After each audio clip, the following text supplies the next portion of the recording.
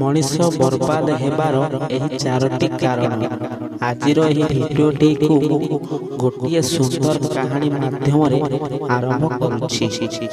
ବହୁତ ପୁରୁଣା ସମୟ କଥା। ଗୋଟିଏ ନଗରରେ ଜଣେ ଧନୀ ସେଠ ରହୁଥିଲେ।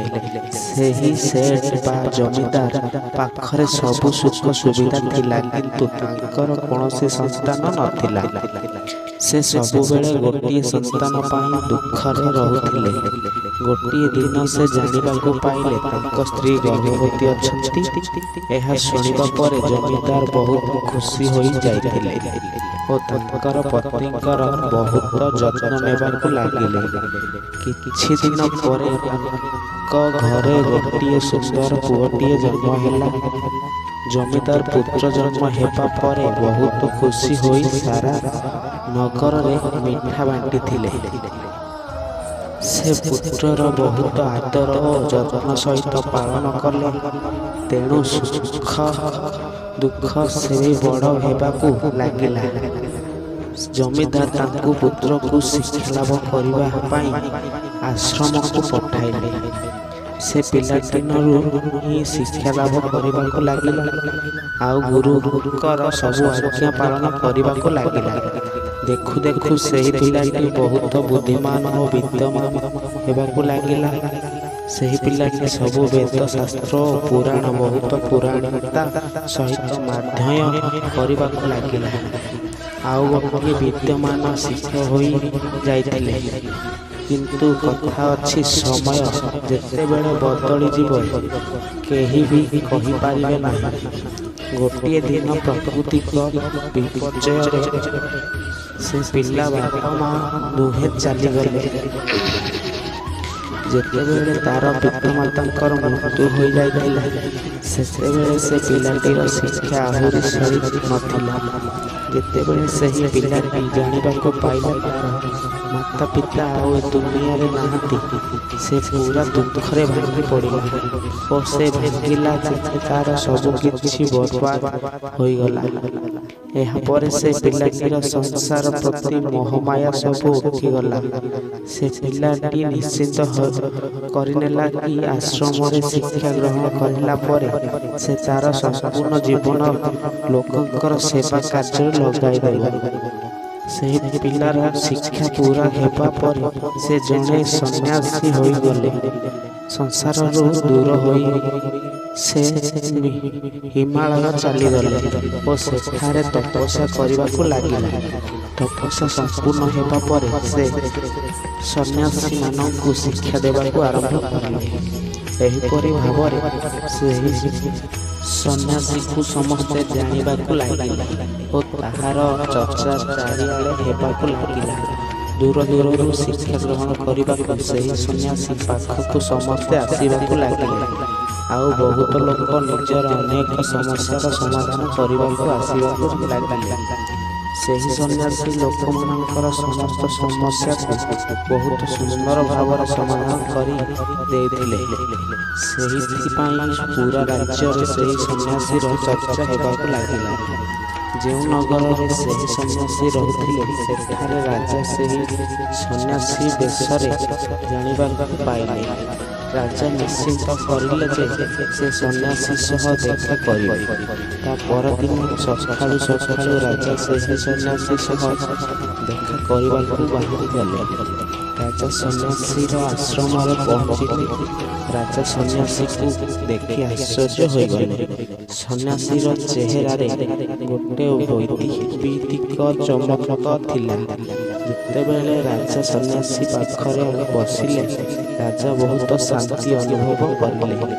ରାଜା ସନ୍ନ୍ୟାସୀଙ୍କୁ ପ୍ରଣାମ କରିବା ସହ କିଛି ସମୟ ବାର୍ତ୍ତାଳାପ କରିବାକୁ ଲାଗିଲେ। ରାଜା ପ୍ରଥମ ଦେଖାରେ ସନ୍ନ୍ୟାସୀର କଥାବାର୍ତ୍ତାରେ ଏତେ ପ୍ରଭାବିତ ହୋଇଯାଇଥିଲେ ଯେ ରାଜା ସବୁଦିନ ପାଇଁ ସତ୍ୟର ମାର୍ଗରେ ଚାଲିବା ପାଇଁ ଭାବିଲେ ଓ ମନରେ ଭାବିବା ପାଇଁ ଲାଗିଲେ ଯେ ଯଦି ସନ୍ନ୍ୟାସୀର କିଛି ସମସ୍ୟା ଦେଖାରେ ମୋ ଭିତରେ ଏତେ ପରିବର୍ତ୍ତନ ଆସିଲା, ତାହେଲେ ଯଦି ସନ୍ନ୍ୟାସୀକୁ ସବୁଦିନ ପାଇଁ ମୋ ପାଖରେ ରଖିବି, ତାହେଲେ ମୋର ଜୀବନର ବଦଳିଯିବ। ଏହା ଭାବି ରାଜା ସନ୍ନ୍ୟାସୀକୁ ରାଜମହଲକୁ ଆସିବାକୁ ଆବେଦନ କରିଲେ। ରାଜାଙ୍କର ଅନୁରୋଧ ରଖି ସନ୍ନ୍ୟାସୀ ତାଙ୍କର ସହ ରାଜମହଲକୁ ଚାଲି ଆସିଲେ। ସନ୍ନ୍ୟାସୀ ରାଜମହଲରେ ପହଞ୍ଚିଲା ପରେ ସନ୍ନ୍ୟାସୀର ବହୁତ ଆଦର ସତ୍କାର କରିଲେ। ରାଜା ସନ୍ନ୍ୟାସୀଙ୍କୁ ଖାଇବାକୁ ଦେଲେ। ସନ୍ନ୍ୟାସୀ ଖାଇସାରିବା ପରେ ରାଜାଙ୍କୁ ଧନ୍ୟବାଦ ଜଣାଇଲେ। ପୁଣି ଥରେ ଆଶ୍ରମ ଫେରିବାକୁ ଅନୁମତି ମାଗିଲେ। ଏହା ଶୁଣି ରାଜା ସନ୍ନ୍ୟାସୀଙ୍କୁ କହିଲେ, ଆପଣ ଯେତେ ଦିନ ଚାହିଁବେ ସେତେ ଦିନ ଏଠାରେ ରହିପାରିବେ। ଆପଣଙ୍କୁ ଏଠାରେ କୌଣସି ଅସୁବିଧା ହେବ ନାହିଁ। ଯଦି ଆପଣ ଏଠାରେ ରହିବେ ତାହେଲେ ସମସ୍ତ ପ୍ରଜା ବହୁତ ଖୁସି ହେବେ ଓ ମୋତେ ବି ବହୁତ ଭଲ ଲାଗିବ। ଏହା ଶୁଣି ସନ୍ନ୍ୟାସୀ ରାଜାଙ୍କର ପ୍ରସ୍ତାବ ସ୍ୱୀକାର କରିନେଲେ। ସନ୍ନ୍ୟାସୀର ଖାଇବା, ରହିବା ଓ ପୋଷାକ ଆଦି ବିଷୟରେ ବୁଝିବା ପାଇଁ ରାଜା ସେବକଙ୍କୁ ଆଦେଶ ଦେଲେ। ରାଜାଙ୍କ ଆଦେଶରେ ସନ୍ନ୍ୟାସୀ ପାଇଁ ଗୋଟିଏ ଖୁବ୍ ସୁନ୍ଦର କୁଡ଼ିଆଟି ତିଆରି କରାଗଲା। ତାପରେ ସନ୍ନ୍ୟାସୀ ସେହି କୁଡ଼ିଆରେ ରହିବାକୁ ଲାଗିଲେ। ରାଜା ସନ୍ନ୍ୟାସୀର ସେବା କରିବାକୁ ଲାଗିଲେ। ଗୋଟିଏ ଦିନ ରାଜା ଓ ରାଣୀଙ୍କୁ କିଛି କାମରେ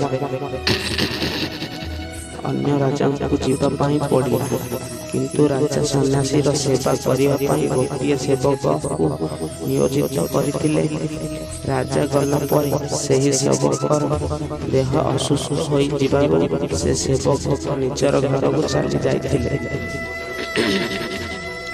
ଏହି କଥାରେ ସନ୍ନ୍ୟାସୀକୁ ବହୁତ କ୍ରୋଧ ଆସିଲା। ରାଜା ଆସିଲା ପରେ ସନ୍ନ୍ୟାସୀ କହିଲେ, ହେ ରାଜା, ଯେଉଁ ଦାୟିତ୍ୱ ତୁମେ ସମ୍ପୂର୍ଣ୍ଣ ଠିକ୍ ଭାବରେ କରିପାରିବ ନାହିଁ ସେହି ଦାୟିତ୍ୱ ନେଉଛ କ'ଣ ପାଇଁ? ଏହା ଶୁଣି ରାଜା ସନ୍ନ୍ୟାସୀକୁ କ୍ଷମା ପ୍ରାର୍ଥନା କଲେ। ଆଉ କହିଲେ, ହେ ସନ୍ନ୍ୟାସୀ ମହାରାଜ, ମୋର ଯଦି କିଛି ଭୁଲ ହୋଇଯାଇଛି ତାହେଲେ ମୋତେ କ୍ଷମା କରନ୍ତୁ। ଆପଣ ଆପଣଙ୍କ ରାଗ ଶାନ୍ତ କରନ୍ତୁ। ଏମିତି ଅନୁରୋଧ କରୁଛନ୍ତି, କୁହନ୍ତୁ ଆପଣଙ୍କର କ'ଣ ଅସୁବିଧା ହୋଇଛି? ସନ୍ନ୍ୟାସୀ କହିଲେ, ରାଜା, ଆପଣ ଯିବା ପରେ ମୋତେ କେହି ଖାଇବାକୁ ଦେଲେ ନାହିଁ। ମୋତେ କେହି ବି ପଚାରିଲେ ନାହିଁ ମୁଁ କେବେ ଅବସ୍ଥାରେ ଅଛି। କେହି ଜାଣିପାରିବା ପାଇଁ ମଧ୍ୟ ଆସିଲେ ନାହିଁ। ଏହା ଶୁଣି ରାଜା କ୍ଷମା ପ୍ରାର୍ଥନା କଲେ ଓ କହିଲେ, ଆଜିଠାରୁ ଏହି ପ୍ରକାରର ଭୁଲ ଆଉ କେବେ ହେବ ନାହିଁ। କିଛି ସମୟ ପରେ ସନ୍ନ୍ୟାସୀର ରାଗ ଶାନ୍ତ ହେଲା। ରାଜା ତା ପରଦିନ ଠାରୁ ସନ୍ନ୍ୟାସୀର ବହୁତ ସେବା କରିଲେ। କିଛି ଦିନ ପରେ ପୁଣି ରାଜାଙ୍କୁ କିଛି କାମରେ ଅନ୍ୟ ରାଜ୍ୟରୁ ଯିବାକୁ ପଡ଼ିଲା। ଏଥର ରାଜା ବାହାରକୁ ଯିବା ପୂର୍ବରୁ ରାଣୀଙ୍କୁ କହିଲେ, ଯେତେ ପର୍ଯ୍ୟନ୍ତ ମୁଁ ଫେରି ନାହିଁ ସେତେ ଦିନ ପର୍ଯ୍ୟନ୍ତ ସନ୍ନ୍ୟାସୀର ସେବା ତୁମେ ନିଜେ। ଏହା ଶୁଣି ରାଣୀ କହିଲେ, ମହାରାଜଙ୍କର ଦେଖାଶୁଣା ମୁଁ କରିବି। ରାଣୀ ତା ପରଦିନ ସନ୍ନ୍ୟାସୀଙ୍କର ଖାଇବା ପ୍ରସ୍ତୁତ କରି ସନ୍ନ୍ୟାସୀଙ୍କ ପାଖକୁ ଉଠାଇ ଦିଅନ୍ତି। ଗୋଟିଏ ଦିନ ରାଣୀ ଗାଧୋଇବାକୁ ଚାଲିଗଲେ ଓ ଖାଇବା ଦେବା ପାଇଁ ଭୁଲି ଯାଇଥିଲେ। ସନ୍ନ୍ୟାସୀ ବହୁତ ସମୟ ଅପେକ୍ଷା କରିବା ପରେ ମଧ୍ୟ ଭୋଜନ ଆସିଲା ନାହିଁ। ଭୋଜନର ଆସିବାରୁ ଚିନ୍ତା କରିବାକୁ ଲାଗିଲେ। ଆଉ ଭୋଜନ କ'ଣ ପାଇଁ ଆସିଲା ନାହିଁ ସେହି କଥା ଜାଣିବା ପାଇଁ ସନ୍ନ୍ୟାସୀ ନିଜେ ରାଜମହଲକୁ ଗଲେ। ଯେତେବେଳେ ସନ୍ନ୍ୟାସୀ ରାଜମହଲକୁ ଗଲେ ତାଙ୍କର ନଜର ରାଣୀଙ୍କ ଉପରୁ ପଡ଼ିଲା। ରାଣୀ ଏତେ ସୁନ୍ଦର ଥିଲେ ଯେ ଏଥର ବି ଦେଖି ସେ ପୁରା ମୁଗ୍ଧ ହୋଇଯିବେ। ରାଣୀଙ୍କ ସୁନ୍ଦରତା ସନ୍ନ୍ୟାସୀଙ୍କ ମନରେ ଘର କରିଗଲା। ସେଠାରେ ସନ୍ନ୍ୟାସୀ କିଛି କହି ନିଜର କୁଡ଼ିଆକୁ ଫେରି ଆସିଲା। ସନ୍ନ୍ୟାସୀ ରାଣୀଙ୍କର ସୁନ୍ଦରତାକୁ ଭୁଲି ପାରିଲା ନାହିଁ। ସେ ଖାଇବା ପିଇବା ଛାଡ଼ି ଖାଲି ରାଣୀ ବିଷୟରେ ଭାବିବାକୁ ପାଇଁ ଲାଗିଲା। ଏହିପରି ବହୁତ ଦିନ ପର୍ଯ୍ୟନ୍ତ ସନ୍ନ୍ୟାସୀ ଖାଇବା ଛାଡ଼ି ଦେବା ଯୋଗୁଁ ସେ ବହୁତ ଦୁର୍ବଳ ହୋଇଯିବାକୁ ଲାଗିଲା। କିଛି ଦିନ ପରେ ଯେତେବେଳେ ରାଜା ଫେରିଲେ ସେ ସେତେବେଳେ ସନ୍ନ୍ୟାସୀ ବିଷୟରେ ଜାଣିଲେ। ଯେତେବେଳେ ଯାଇ ସନ୍ନ୍ୟାସୀର କୁଡ଼ିଆରେ ପହଞ୍ଚିଲେ ରାଜା ସନ୍ନ୍ୟାସୀକୁ ପଚାରିଲେ, ଏ ସନ୍ନ୍ୟାସୀ ମହାରାଜ, କ'ଣ ଅସୁବିଧା ହୋଇଛି କି? ଆପଣ ଏତେ ଦୁର୍ବଳ କ'ଣ ପାଇଁ ହୋଇପଡ଼ିଛନ୍ତି? ମୋ ଦ୍ୱାରା କ'ଣ କିଛି ଭୁଲ ହୋଇଛି? ତାପରେ ସନ୍ନ୍ୟାସୀ ଜଣକ କହିଲେ, ନା ରାଜା, ତୁମ ଦ୍ୱାରା କିଛି ଭୁଲ ହୋଇନାହିଁ। ରାଜା ପୁନର୍ବାର ପଚାରିଲେ, କ'ଣ ଅସୁବିଧା ହୋଇଛି କୁହ, ମୁଁ ଆପଣଙ୍କର ଅସୁବିଧା ନିଶ୍ଚୟ ଦୂର କରିବି। ଏହା ଶୁଣି ସନ୍ନ୍ୟାସୀ କହିଲେ, ହେ ରାଜା, ମୁଁ ତୁମର ରାଣୀଙ୍କର ସୁନ୍ଦରତାକୁ ଦେଖି ପାଗଳ ହୋଇଯାଇଛି। ରାଣୀଙ୍କ ବିନା ମୁଁ ବଞ୍ଚି ପାରିବି ନାହିଁ। ଏହା ଶୁଣି ରାଜା ଆଶ୍ଚର୍ଯ୍ୟ ହୋଇଗଲେ ଓ କିଛି ସମୟ ଭାବିବାକୁ ଲାଗିଲେ। ତାପରେ ରାଜା କହିଲେ, ମୁଁ ମୋର ରାଣୀଙ୍କୁ ଆପଣଙ୍କୁ ଦେଇଦେବି। ଏହା ଶୁଣି ସନ୍ନ୍ୟାସୀ ବହୁତ ଖୁସି ହେଲେ। ରାଜାର ସନ୍ନ୍ୟାସୀଙ୍କୁ ନେଇ ରାଜମହଲକୁ ଗଲେ। ସେହିଦିନ ରାଣୀ ସାଜସଜ୍ଜା ହୋଇ ବହୁତ ସୁନ୍ଦର ଦେଖାଯାଉଥିଲେ। ସନ୍ନ୍ୟାସୀଙ୍କୁ ଦେଖି ରାଣୀ ରାଜାକୁ କହିଲେ, ମହାରାଜ, ସନ୍ନ୍ୟାସୀଙ୍କ ସାହାଯ୍ୟ କରନ୍ତୁ। ସନ୍ନ୍ୟାସୀ ମହାରାଜ ବହୁତ ଦୁର୍ବଳ ହୋଇ ଯାଇଛନ୍ତି। ରାଣୀ କହିଲେ, ମୁଁ ଚାହୁଁନାହିଁ କି କୌଣସି ଜ୍ଞାନୀ ପରପୁରୁଷ ହତ୍ୟାର ପାପ ମୋ ଉପରେ ଲାଗୁ ଓ ସନ୍ନ୍ୟାସୀ ଏହିପରି ଦୁଃଖରେ ରହିବାର କାରଣ। ରାଜା କହିଲେ, ସନ୍ନ୍ୟାସୀ ତୁମର ସୁନ୍ଦରତାରେ ପାଗଳ ହୋଇଯାଇ। ରାଜାଙ୍କର କଥା ଶୁଣି ରାଣୀ କହିଲେ, ଆପଣ ଚିନ୍ତା କରନ୍ତୁ ନାହିଁ, ଆପଣ ସବୁ କିଛି ମୋର ଉପରେ ଛାଡ଼ି ଦିଅନ୍ତୁ। ମୁଁ ଜଣା ଅଛି ମୋତେ କ'ଣ କରିବା ପାଇଁ ପଡ଼ିବ। ଏଥର ନା ସନ୍ନ୍ୟାସୀର ହତ୍ୟା ପାପ ଲାଗିବ, ନା ମୋର ପବିତ୍ରତା ନଷ୍ଟ ହେବ। ରାଜା ରାଣୀଙ୍କର କଥା ଶୁଣି ରାଣୀଙ୍କୁ ସନ୍ନ୍ୟାସୀଙ୍କୁ ଦେଇଦେଲେ। ତାପରେ ସନ୍ନ୍ୟାସୀ ରାଣୀଙ୍କୁ ନେଇ କୁଟିଆକୁ ଆସିଲା। ତାପରେ ରାଣୀ ସନ୍ନ୍ୟାସୀଙ୍କୁ କହିଲେ, ହେ ସନ୍ନ୍ୟାସୀ, ଆପଣ ଜାଣିଛନ୍ତି ଆପଣ କିଏ ଆଉ କ'ଣ ହୋଇଯାଇଛନ୍ତି? ଆପଣ ଗୋଟିଏ ମହାନ ସନ୍ନ୍ୟାସୀ ଥିଲେ, ତେଣୁ ରାଜା ତାଙ୍କର ସବୁକିଛି ଆପଣଙ୍କର ପାଦ ତଳେ ରଖିଦେଇଥିଲେ। ଯାହା ପାଖକୁ ଲୋକ ଦୂର ଦୂରରୁ ଆସି ଶିକ୍ଷା ଗ୍ରହଣ କରୁଥିଲେ, ଯିଏ ଲୋକଙ୍କୁ ସତ୍ୟର ମାର୍ଗ ଚାଲିବାକୁ କହୁଥିଲେ, ଯିଏ ଲୋକଙ୍କର ସବୁ ସମସ୍ୟାର ସମାଧାନ କରୁଥିଲେ, ଆପଣଙ୍କୁ ସମସ୍ତେ ଗୁରୁ ମାନୁଥିଲେ, ଯାହାକୁ ଲୋକମାନେ ଭଗବାନ ରୂପରେ ପୂଜା। ରାଣୀଙ୍କର ଏକଥା ଶୁଣି ସନ୍ନ୍ୟାସୀକୁ ବହୁତ ବଡ଼ ଝଟକା ଲାଗିଲା। ସେ ହୃଦୟଙ୍ଗମ ହୋଇ ପାରିଲା ଯେ ସେ ଜଣେ ସନ୍ନ୍ୟାସୀ ଓ ସେ ଏସବୁ କ'ଣ କରୁଛି। ସେ ତ ସବୁ ସୁଖ ସୁବିଧା ଛାଡ଼ି ଶାନ୍ତି ଖୋଜିବା ପାଇଁ ମଙ୍ଗଳକୁ ଚାଲି ଯାଇଥିଲା। ଏସବୁ ଭାବି ସନ୍ନ୍ୟାସୀ ଜୋରରେ କାନ୍ଦିବାକୁ ଲାଗିଲା। ରାଣୀଙ୍କୁ କହିଲା, ମୋତେ କ୍ଷମା କରିଦିଅନ୍ତୁ ମହାରାଣୀ, ମୁଁ ମୋର ବାସନାରେ ଅନ୍ଧ ହୋଇ ପାପ କରିବାକୁ ଯାଉଥିଲି। ସନ୍ନ୍ୟାସୀ ରାଜାଙ୍କୁ ତାଙ୍କ ରାଣୀ ଫେରାଇ ଦେଲା। ସନ୍ନ୍ୟାସୀ କହିଲା, ମୋର ମନର ଭାବନା ଯୋଗୁଁ ମୁଁ ଏହି ପାପ କରିବାକୁ ଯାଉଥିଲି। ମୋର ଜୀବନକୁ ବର୍ବାଦ କରିବାକୁ ଯାଉଥିଲି। ଏଥିର ମୁଁ ସବୁ କିଛି ବୁଝିପାରୁଛି। ସନ୍ନ୍ୟାସୀ କହିଲା, ହେ ରାଜା, ମଣିଷ ବର୍ବାଦ ଏହି ଚାରୋଟି କାରଣରୁ ହୋଇଥାଏ। ଦୁନିଆରେ ସବୁ ବ୍ୟକ୍ତି ଭିତରେ ଏହି ଚାରୋଟି ଗୁଣ ରହିଥାଏ। ଯେଉଁ ବ୍ୟକ୍ତି ଏହାକୁ ନିୟନ୍ତ୍ରଣ କରିପାରିଥାଏ ସେ ଦୁଃଖ ଆଉ ଅସୁବିଧାର ବଞ୍ଚିତ ହୋଇ ଯାଇଥାଏ। ଏହା ଶୁଣି ରାଜା କହିଲେ, ହେ ସନ୍ନ୍ୟାସୀ ମହାରାଜ, ମୋତେ ସେହି ଚାରୋଟି ଗୁଣ କୁହନ୍ତୁ ଯେ ଅଭ୍ୟାସ ଦ୍ୱାରା ମଣିଷ ବର୍ବାଦ ହୋଇଥାଏ। ସନ୍ନ୍ୟାସୀ କହିଲେ, ହେ ରାଜା, ମଣିଷକୁ ବର୍ବାଦ କରିବାର ପ୍ରଥମ ଅଭ୍ୟାସ ହେଲା ଇଚ୍ଛା।